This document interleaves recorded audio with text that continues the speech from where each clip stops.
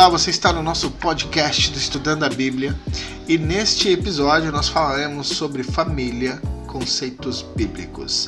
Esta é uma série de 6 capítulos e este é o último capítulo com as considerações finais dos ensinos dos apóstolos. Peguei o apóstolo Paulo e o apóstolo Pedro como referência e base desse estudo. Vem conosco, compartilhe nas redes sociais, siga as nossas redes sociais também e que Deus abençoe e te dê um espírito para que possa compreender, o Espírito de Deus. Amém. Bom, esse estudo aqui então é baseado na leitura de Efésios, os capítulo 5, os versículos 22 ao 23. O título do nosso estudo é Marido, ame sua esposa assim como Cristo ama a sua igreja. Se nós pegarmos os evangelhos e vermos o que Cristo fez, né, com a congregação, né, que é a Carral, a Eclésia, que nós compreendemos aí como igreja, né, como é a reunião dos filhos de Deus, das pessoas na qual nasceram de novo, né? A gente vai compreender o que é a igreja e a gente vai compreender também o que Cristo fez, né? Ele deu sua vida para que hoje nós pudéssemos estar aqui sendo salvos por Ele, né? Assim como fomos quando Ele deu a sua própria vida para nós, né? Então, quando o título aqui eu menciono marido, ame sua esposa assim como Cristo ama a sua igreja, se a gente pega o que Cristo fez lá no madeiro, o que foi? Deu sua própria vida. E a gente vê os ensinos de Paulo falando que o próprio Cristo, nós, né, a igreja, forma o corpo de Cristo. Então, marido, ame sua esposa assim como Cristo ama o quê? A sua igreja. Então há uma reflexão aqui bem profunda. Não é só palavras, mas atitudes, ações, para que assim a gente demonstre, assim como Cristo demonstrou ao dar sua vida por nós, para a igreja, esse chamado que nós temos, né? O chamado que Deus nos dá a nós, maridos. Então a mensagem principal dos evangelhos e as cartas apostólicas é o fazer, é o comportamento, né? Ser submissos uns aos outros, amarem comportamento uns aos outros, suportar uns aos outros. Hoje a gente acaba não suportando as pessoas, mas a gente tem isso como uma obrigação de fazermos isso, de suportar uns aos outros, buscar estar em paz uns aos outros. Todos esses verbos aí estão na condição de ser e fazer, tá?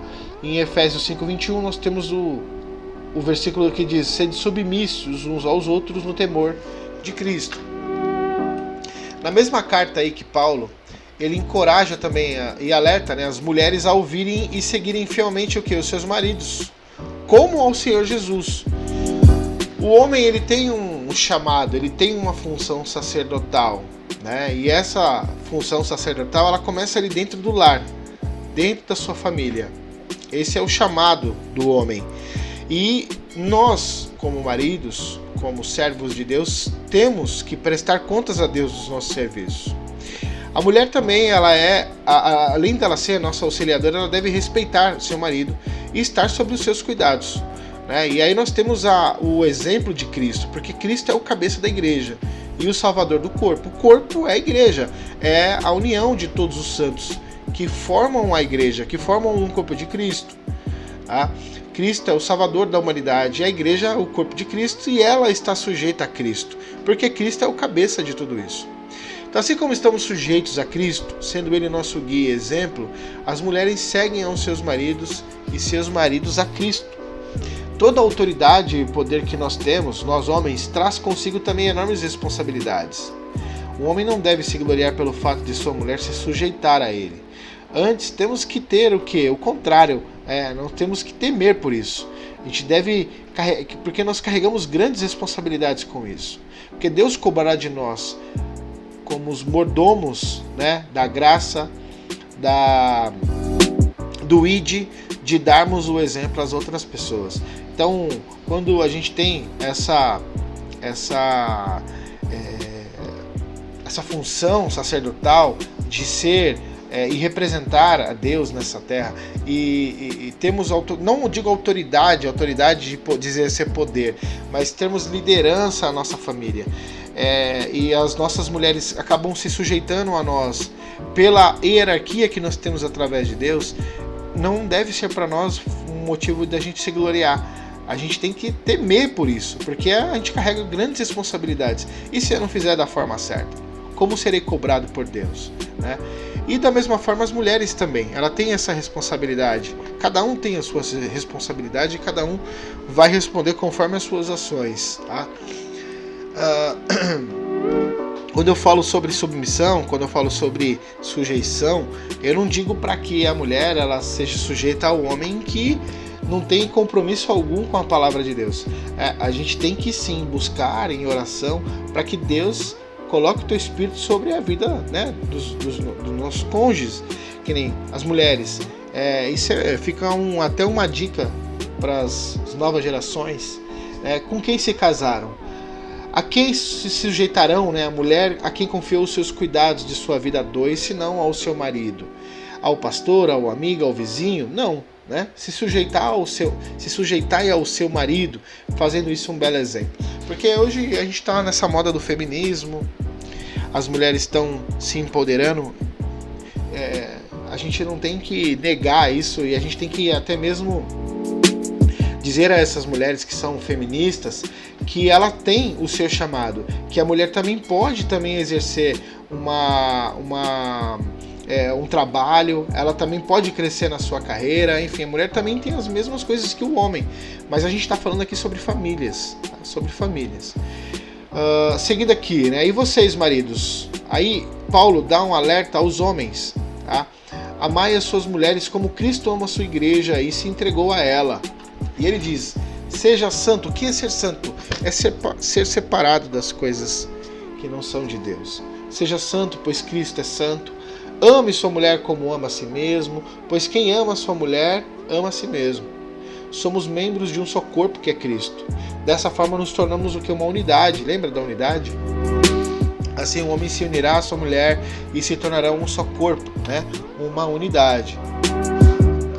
Sei também que há muitos homens que não valem o que comem, né? Neste caso, como a mulher se sujeitará a ele? Como cumprir este mandamento apostólico se meu marido é machista e também não é um bom exemplo? E aí eu coloquei esse versículo também de Filipenses, que é assim: não andeis ansiosos por coisa alguma, em tudo, porém, sejam conhecidas diante de Deus os seus pedidos, pela oração e pela súplica e com ações de graças. E aí eu volto aqui também nessa questão, né? Mulheres, com quem se casaram? Com quem se casaram? Então esse é uma informação muito importante, porque a gente tem que estar atento a estas coisas, né? Tudo bem que muitas vezes a gente no processo das nossas vidas a gente acabou nos tornando cristãos, nascendo de novo, e tínhamos uma vida descompromissada com os ensinos de Deus, e hoje nós somos novas criaturas. A mesma coisa deve acontecer com o homem e com a mulher. Não dá para ter divisão nesse sentido. A mulher ela está compromissada com os ensinos, com a palavra de Deus, mas o marido não, ou vice-versa. Ambos têm que estarem buscando, porque a casa dividida não prevalece contra a tormenta. Jesus fala sobre isso. Então nós temos que estar sim preparados, unidos em unidade. Por isso que o homem e a mulher eles devem ser e devem corresponder no sentido de um ajudar ao outro. Nós temos o chamado da mulher de ser auxiliadora do homem. Nós temos o homem sendo o protetor, o que zela, o que cuida. Então, tudo isso deve ser posto em prática no dia a dia. Então, se o homem é machista, se o homem não é um bom exemplo, temos que orar, buscar em oração, para que Deus transforme também a vida deste homem. Se eu não me engano, acho que em Zacarias, Deus diz que odeia o divórcio. Deus odeia o divórcio. E o que nós vemos hoje no nosso mundo, que estamos hoje, é divórcios e mais divórcios, filhos que foram constituídos aí. Eu sou prova disso. Eu vejo muitas minhas filhas, a forma como eu não queria que elas hoje estivessem, mas eu sou culpado de tudo isso, né? Infelizmente a nossa conversão, a nossa mudança de vida, ela ocorreu depois de todos esses erros. Mas isso aqui vale para as pessoas, serve para as próximas gerações. A gente não precisa, para saber o que é certo e errado, ou para saber que aquilo não é correto, eu não preciso passar pela mesma situação. Eu posso aprender com a vida das outras pessoas. E o que a gente vê hoje é divórcios, pessoas que se casam com outras, têm outros filhos e aí acabam sendo criados de duas maneiras, como cachorro de dois donos, né? Comem nas duas casas, e aí onde está favorável para um, a criança, o jovem, o adulto, ele vai estar onde está mais propício aonde ele está. Então, todas essas coisas há uma consequência. E essa consequência acaba mexendo na vida de pessoas. Este é o grande problema. Aqui, né, eu coloquei Filipenses 4:6, né? Coloque em Deus aqui as suas necessidades, ore por seu marido, peça para que ele siga o exemplo de Cristo, leia a Bíblia, né, para que entenda e tenha conhecimento para que ninguém te engane, ore e peça por justiça, mas também seja o exemplo. Porque se eu estou pedindo justiça para Deus, eu tenho que ser o exemplo também. Porque Deus cobrará sua justiça sobre mim também. Certo? Foi você quem escolheu este homem. Então você teve a opção de escolha. E aí eu dou um aviso para as mulheres mais novas, né? Mulheres mais novas, meninas mais novas, solteiras, né? Leiam a Bíblia e façam boas escolhas para depois não se arrependerem e dizerem que a Bíblia é machista. Seguindo aqui, homens, né? Maridos, atente-se ao quê? Atente-se ao que Cristo requer de você. Obediência. Esse é o principal fator. Obediência. O Senhor deu sua vida à igreja e Ele quer o mesmo de você pelas pessoas que Ele confiou, ou seja, sua mulher. Se tem filhos, a sua responsabilidade será muito maior. Dar a vida por alguém requer renúncias, requer zelo e amor ao próximo. Não usemos essa liderança para explorar ninguém. O Senhor está atento e vê tudo. Na mesma carta ali aos Efésios, Paulo dá bons exemplos aos pais com os cuidados aos filhos. Então ele está tratando de situações sobre situações conjugais, deveres e obrigações do marido, da mulher, e na mesma carta ele fala também sobre os filhos, né? Efésios 6:1, filhos, obedecei aos seus pais no Senhor, pois isso é justo. Honra teu pai e tua mãe, é o primeiro mandamento com promessa, para ser feliz e ter vida longa na terra. E também, nós temos conhecimento de que muitos pais não valem o que comem, mais uma vez. Mas olha, filhos, né? Se Deus te pediu para honrar o teu pai e tua mãe, faça, pois é você quem será honrado por cumprir este mandamento e ainda terá vida longa na terra, né? Oremos e peçamos a Deus para que ajude nas nossas necessidades, né? Não andemos ansiosos, mas apresentamos os nossos pedidos a Deus, né? Ler a Bíblia, adquirir o conhecimento é super importante. Ter a comunhão com Cristo, né? Porque nós temos a fé e a certeza de que essa tormenta irá passar. Pais, não façam aos seus filhos motivo de revolta contra vocês. E é importante a gente compreender isso aqui. Por quê? Mas eduque-os com correções e advertências que se inspiram no Senhor. Veja, não é qualquer tipo de advertência, não é qualquer tipo de correção, mas são correções e advertências que se inspiram no Senhor. Muitas vezes a gente acaba agindo pela emoção, pela razão, por estarmos certos, mas o que Deus requer de nós é que sejamos motivos, exemplos às outras pessoas, e que as nossas correções e as nossas advertências aos filhos, elas sejam inspiradas no Senhor. O que é se inspirar no Senhor? É só olhar para a vida de Cristo e a gente vê como nos inspirar a fazer isso. Sabedoria, amor ao próximo, sabe? Eu falo isso para vocês e eu tenho uma luta constante todos os dias e retirar em mim o que eu aprendi a minha vida toda, a responder a situações da vida com agressão, com explosão, entendeu? Hoje eu tenho uma criança muito ativa aqui na nossa casa e eu venho frequentemente falando com Deus para me ajudar, para mim ter paciência. Eu preciso ser um exemplo para as outras pessoas. Mas não um exemplo no sentido de que mostrar para as outras pessoas. Não, eu preciso mudar isso em mim. Preciso que Deus me transforme, porque eu nasci de novo. Dentro de mim não pode correr duas fontes de rio. tem que haver só uma, e é a fonte de vida, e é a fonte que vem de Cristo. A gente não pode ter dentro de nós o mal e o bem. Tudo bem que isso existe, mas o que sai de nós tem que ser coisas boas. E muitas das vezes eu tenho ações que não glorificam a Deus. Sabe? Às vezes você ser duro, ser duro uma coisa, mas você dá uma advertência, uma correção que não se inspiram no Senhor. Então Paulo está nos dando esse alerta. E hoje a gente pega isso como um exemplo. Pegamos a vida de Cristo, pedimos sabedoria a Deus para corrigir os nossos filhos. Se pecamos, pedimos perdão a Deus, pedimos ajuda. Mas esse perdão não é no sentido de você se arrepender. É uma mudança, você tem que mudar a sua forma de agir, você tem que mudar a sua forma de pensar. E é isso que a gente tem que buscar todos os dias. Tudo que eu estou falando aqui serve para mim, serve para nós, serve para todo mundo. Principalmente para mim, tá?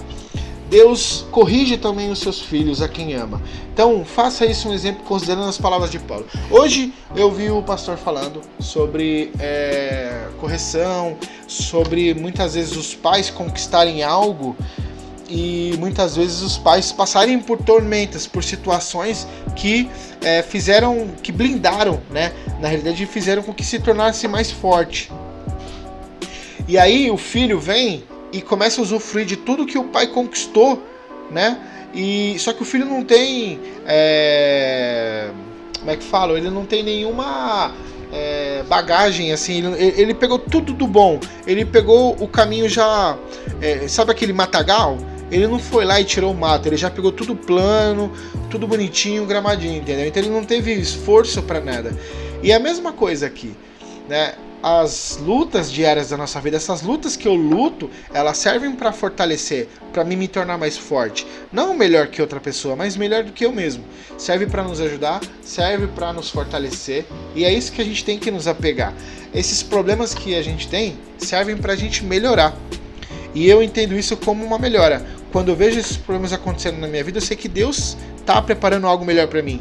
Deus está me preparando. Que nem a gente começou o nosso estudo hoje dando um problema no Teams da minha mãe. E o que eu fiz? Na hora eu fico sem paciência. Só que Deus está me dando esse momento justamente para eu poder me aprender a ter mais paciência. Porque como é que Ele vai me dar pessoas para me poder ajudar, sendo que eu não tenho paciência? E esses dias eu estava refletindo que eu sou aquela pessoa que olho, pego e começo a fazer. E eu consigo pegar assim, captar as coisas, sabe? Ser proativo. E às vezes eu quero que as pessoas sejam igual a eu. E esse é um grande erro que eu cometo. Ninguém é parecido com você. Cada um tem suas limitações. Eu tenho as minhas limitações, cada um tem as suas limitações. E aqui serve o que eu falo, exemplo para nós. Porque os nossos filhos podem parecer iguais a nós. Eles vão carregar muitas vezes os nossos erros. Muitas vezes a gente vai ver aquela roda girando e acontecendo com os nossos filhos e acontecendo na nossa vida. E aí que tem todo esse ensino maravilhoso para nós, da gente poder corrigir e advertir os nossos filhos se inspirando no Senhor. Ok? Agora, seguindo aqui os deveres das mulheres e dos maridos. Aqui esse estudo é baseado em 1 Pedro, tá, do capítulo 3, dos versículos do 1 ao 6. Então, mais uma vez, nós observamos na carta ali de Pedro aos dispersos pela Ásia. Eu coloquei essa informação porque a gente começa lendo o livro com... para quem se destina essas informações? Para quem se destina essa carta de Pedro? Então, eram os dispersos, as pessoas que saíram de Jerusalém e estavam se situando ali naquela região da Ásia. Então, o que? Qual é o foco central dessa carta? O comportamento. Da mesma maneira, vós, mulheres, sujeitai-vos aos vossos maridos, para que, ainda quando alguns não creiam na palavra, sejam conquistados, sem palavras, pelo comportamento de suas mulheres, ao observarem o vosso comportamento casto e respeitoso. Vejam só. Essas palavras são importantes porque na leitura de Paulo, quando a gente vê que o homem, muitas das vezes, ele não está compromissado com a palavra, ou a mulher, ou vice-versa. Mas Pedro está falando sobre a mulher. A mulher, ela tem que ter um comportamento casto e respeitoso, no sentido de que aqueles que ainda não creiam na palavra sejam conquistado sem palavra pelo seu modo de agir, pelo seu modo de andar, pela sua veste, não a roupa, mas a sua forma de andar. O que você faz? Esse é o comportamento. Pedro está exortando essas mulheres aqui, dizendo: olha, vós mulheres, sujeitai aos seus maridos, para que ainda quando alguns não creiam, os seus maridos não creiam na palavra, sejam conquistados sem palavras pelo seu comportamento. Tá? Ao passo que eles observarem o seu comportamento casto e respeitoso, eles serão motivados a compreender o poder regenerador que há em Cristo. Essa é a ideia. Se sujeitar ao marido não é estar submissa, não está a fazer o que ele manda, não. É aprender com o marido, é observar o comportamento de Cristo e pôr tudo isso em prática. Agora, se o homem é piedoso e é um discípulo de Cristo, as qualidades no comportamento serão vistas, é óbvio. Assim como o contrário também, se esse homem não tem compromisso com a palavra, obviamente o seu comportamento e essas coisas serão vistas, né? Agora, voltando aqui às mulheres que seguem os ensinos e valorizam que o seu interior, no modo casto e respeitoso, é capaz de converter aqueles que ainda não creem no poder salvador de Cristo. Ser cristão não é um título, é um comportamento, tá? É um comportamento. Então, eu tô falando, eu sou cristão, isso e aquilo, para você demonstrar ser cristão, é pelo seu comportamento, não é pelo que você fala, não é pelo que você crê, é pelo seu comportamento. Pedro aqui ele exorta as mulheres naquela época de que os adornos, né, os enfeites, brincos, pingentes, roupas, colantes, tudo isso que as mulheres já faziam naquela época e que hoje também continuam a fazer, não faz da mulher pura, não faz da mulher melhor do que as outras, né? Pode até ser exteriormente, você vai olhar e vai falar, beleza, né? Aquele que julga pela aparência vai dizer que aquela mulher é linda e perfeita, né? O que Cristo quer ver é a mudança, o quê? De dentro para fora, do interior. As joias, todas essas coisas devem estar no seu comportamento, né? Ter um espírito manso e tranquilo. Isso é coisa preciosa do que? Diante de Deus. Observe o que Pedro traz a imagem lá naquela leitura de Sara. E ela diz, né? Pedro diz que Sara chamou Abraão de Senhor, lá em Gênesis 18:12. Então aqui não está no chamar, mas se comportar como tal. Nessa passagem de Gênesis, Sarai, né? Chama Abraão de Senhor. É o respeito. Esse é o foco central aqui. Então, assim como Abraão foi considerado o pai da fé, Pedro traz a imagem de Sara considerando a unidade do casal. Serão chamadas de filhas de Sara aquelas que, praticam o bem e as que não deixam ser dominadas pelo medo. Vejam só, quem tem medo não ama, e quem ama não tem medo. João fala sobre isso. O medo ele te afasta, o medo te prejudica, o medo ele é um termômetro muito bom, né? Mas ele não pode ser excessivo. E eu coloquei essas duas situações aqui. Eu tenho um dicionário em grego aqui, em hebraico, que eu fui pegar o que Pedro está querendo dizer, né? E aí o que Pedro está querendo dizer é o que? Pôr em fuga, mostrar medo de situações e pessoas. Esse medo não deve te guiar, tá? O medo de você ter medo de situações e pessoas. Medo muitas vezes do homem, do marido que está em casa. Coloque suas preocupações em Deus. A gente sabe o número alto de feminicídio que acontece no mundo inteiro, aqui no Brasil também. A gente sabe disso, mas é aquilo. Mulheres, com quem se casaram? Com quem se relacionaram? A quem colocaram as suas vidas nas mãos dessas pessoas? Tudo isso leva em questão, tá? Então qual é o medo que é considerado benéfico, tá? Que é um medo reverente de Deus, como motivo controlador da vida, tá? Nas questões espirituais e morais. Não o medo do seu poder de punição justa, por exemplo, medo de que Deus vai me punir. Anda firme com Deus, anda junto com Ele e você não terá medo. Você não terá medo de ser punido, porque você está com Deus, tá? Esse é o medo saudável, tá? E benéfico para a vida dos filhos de Deus, tá? É um medo que banha o terror, que foge da sua presença, influencia inclusive a disposição e atitudes de pessoas que demonstram pessoas que são guiadas pelo Espírito de Deus, tá? O medo reverente de Deus nos inspirará um cuidado constante ao lidarmos com os outros, porque ele envolve temor. Temor. Lembro que o temor é o princípio da sabedoria. E aí eu coloquei aqui uma observação para lermos aí Mateus 10, versículos 26 ao 28.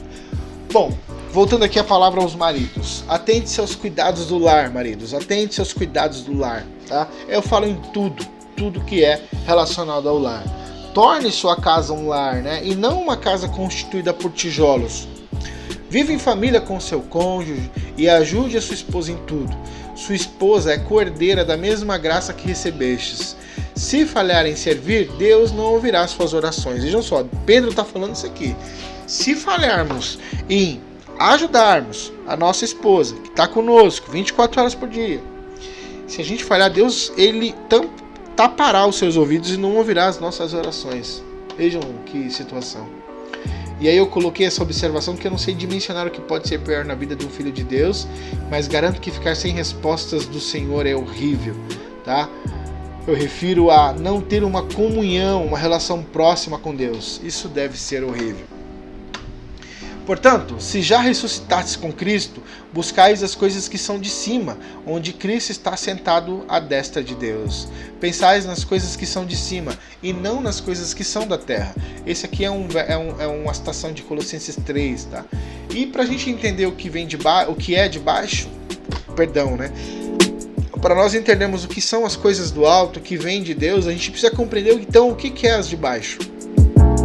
Então, as coisas do alto são tudo aquilo que vem de Deus, todos os ensinos de Deus. E para a gente entender e darmos início aqui, o que são as coisas de baixo? Imoralidade sexual, a indecência, as paixões más, os maus desejos, a cobiça, porque a cobiça é um tipo de idolatria.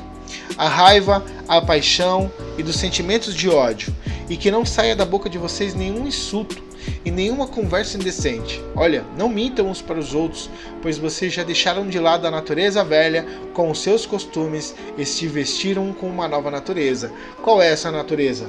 A natureza em Cristo, o seu novo nascimento.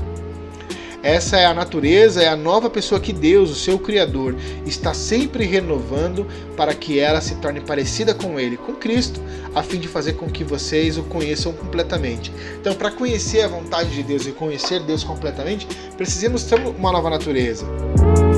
Precisamos que Deus esteja nos renovando cada vez mais. A oração, o jejum, o perdão faz parte do nosso dia a dia. Tá?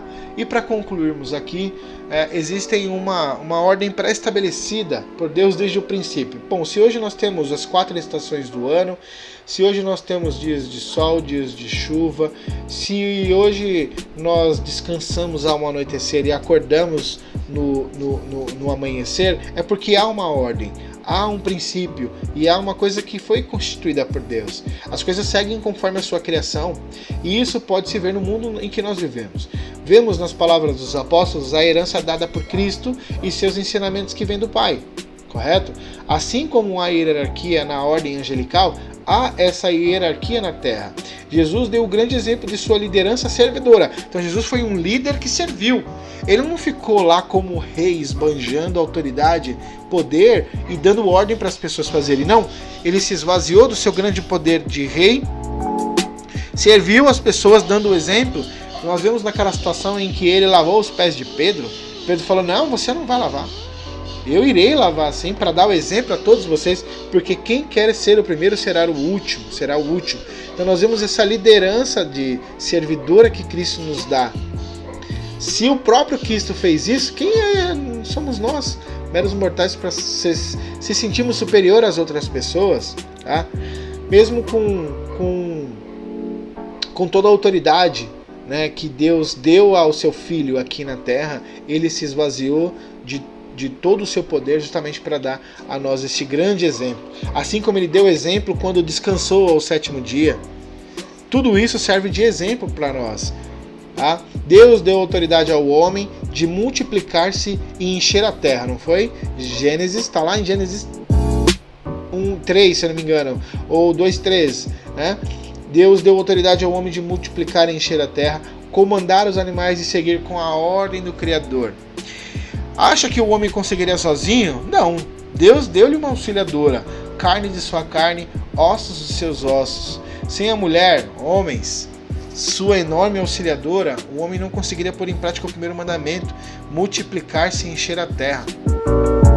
Deus dá exemplos e diminui o homem, né? O fato de ser criado. Por que eu coloco diminuir? Porque muitas vezes o homem se sente como Deus, assim como a mulher também se sente como Deus. Então Deus dá exemplos e Ele faz com que nós sejamos criados por uma mulher, ao passo que nós homens sempre se lembremos de onde nós viemos. Nós nascemos de uma mulher. Então esse respeito que nós desenvolvemos e aprendemos desde criança vem da mãe. Respeitar aquela mulher, sua mãe, para que nós possamos respeitar a nossa futura esposa. Na igreja ou na congregação dos filhos de Deus, deve-se ter ordem e líderes. Deus cobrará a cada um conforme as suas ações e posições. Então eu coloquei uma ordem aqui. Como eu compreendo, Deus, Pai, de Jesus Cristo, cabeça da igreja, o homem, o sacerdote do lar e a mulher responsável pelo lar e família. Tá?